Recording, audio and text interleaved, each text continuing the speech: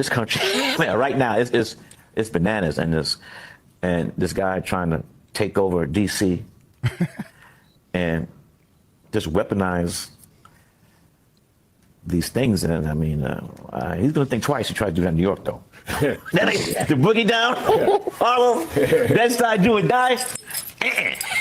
Gonna be a different kind of reaction. Oh yeah, it's gonna be very different. Let me stay there a minute. It's summer and the Republican president is mobilizing these federal agents and National Guard troops in heavily black and brown cities with black mayors. What are your thoughts on what's going on in D.C. and possibly other cities as it relates to themes that you work on? Because you put a lot of this on the screen. It's they're weaponizing these other agencies of the United States government, and this is a scary time. The last word of school days, my brother, Lawrence Fishburne saying, "Wake up! Wake up!" And the first line of Do the Right Thing is Samuel Jackson saying, "Wake up! Wake up! Wake up, wake up, wake up!" So we need to wake up. We need to wake up. There are residents who lived in Washington, D.C. their entire lives. Their parents lived here, their grandparents lived here, and they have lived for generations in intolerable conditions of crime and decay. There are parts of the city, I moved to the city 20 years ago. There are places where I've seen graffiti that has been untouched for 2 decades. There are homeless encampments that have made it impossible for families to use public parks and public recreation for as long as I've lived here. There are hundreds of residents of this city who are shot in street violence every single year, making it one of the most violent cities on planet Earth. And for too long, 99% of this city has been terrorized by 1% of the city. And the voices that you hear out there, those crazy communists, they have no roots, they have no connections to the city, they have no families they're raising in this city, they have no one that they're sending to school in this city, they have no jobs in this city, they have no connections to this community at all. But they're the ones who've been advocating for the 1%, the criminals, the killers, the rapists, the drug dealers. And I'm glad they're here today.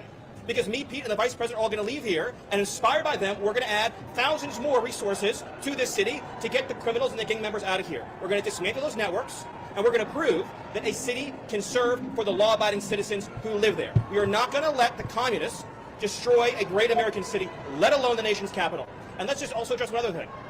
All these demonstrators that you've seen out here in recent days, all of these elderly white hippies, they're not part of the city and never have been. And by the way, most of the citizens who live in Washington, D.C. are black. This is not a city that has had any safety for its black citizens for generations. And President Trump is the one who is fixing that with the support of the Metropolitan Police Department, the support of the National Guard, and our federal law enforcement officers.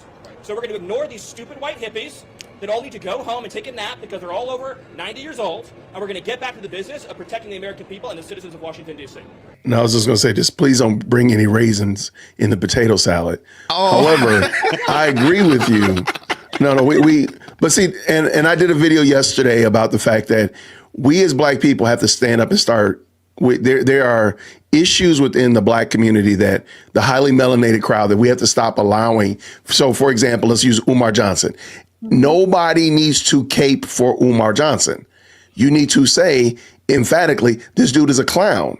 Right. And stop supporting him. Same thing with Pastor Jack Leg over here. We need to say that he does not represent the Christian faith and therefore not even representing black people. We need to start doing that. We need to start saying that there are bad actors in the black community and other people groups too. Y'all going to do it as well.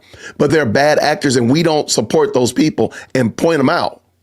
Because that's the best loving way to deal with it. If we allow you to continue in your foolishness to run roughshod through the community, we're not helping the community, nor are we helping you. Right. So we need to say that. And so, sure, you can say I don't come to the cookout. And you know what? That's perfectly fine. I am an excellent cook. I will have my own cookout. I will smoke out this whole neighborhood and nobody will be at your cookout. So let me just say it like that. So back to the point. We have to be willing and able to say, no, this is not right. This person, Jamal Bryant, doesn't represent the Christian faith. Right. Mm-hmm. His teaching is antithetical to the gospel, period. Catch me outside. And we can have a conversation about it. But we need to be able to say that, be willing to say that, and then suffer the consequences. That's fine. You want to say that? Okay. You know what? I perfectly understand what you're saying. And I still don't care. And that's just it. So all right, let's go.